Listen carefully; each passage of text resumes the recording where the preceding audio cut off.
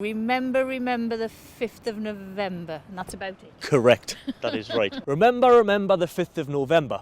But do you remember why we actually celebrate Bonfire Night? I'm in Sunderland to find out why we love this event so much. Do you know why we celebrate Bonfire Night? Yes, because Guy Fawkes tried to blow up the Houses of Parliament, I think, many years ago.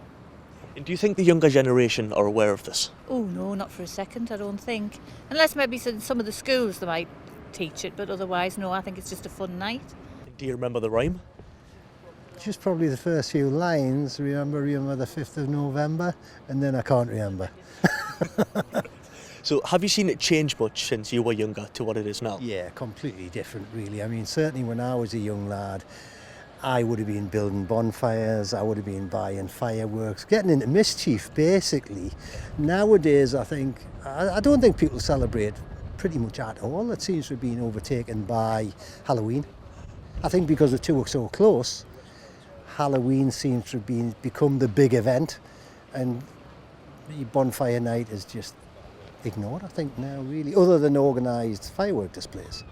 Yeah. They seem to be getting bigger and more spectacular every year, don't they? Yeah, they do. Must be costing a fortune. I think they had a big one in Saltwell Park in Gateshead the other night, and I just thought, goodness me, this must be costing an awful lot of money. What do you normally do on Bonfire Night? Stay indoors because we have a dog, and so just keep out of the way really. And I like to look at the fireworks outside, out the window and that sort of thing.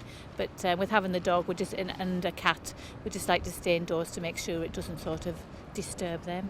What are the pets like on Bonfire? Actually, they're all right. We've just rescued a little dog, Rosie, and we didn't know what she'd be like this year, but she's been absolutely fine. But obviously, we just wouldn't take her out where there's fireworks.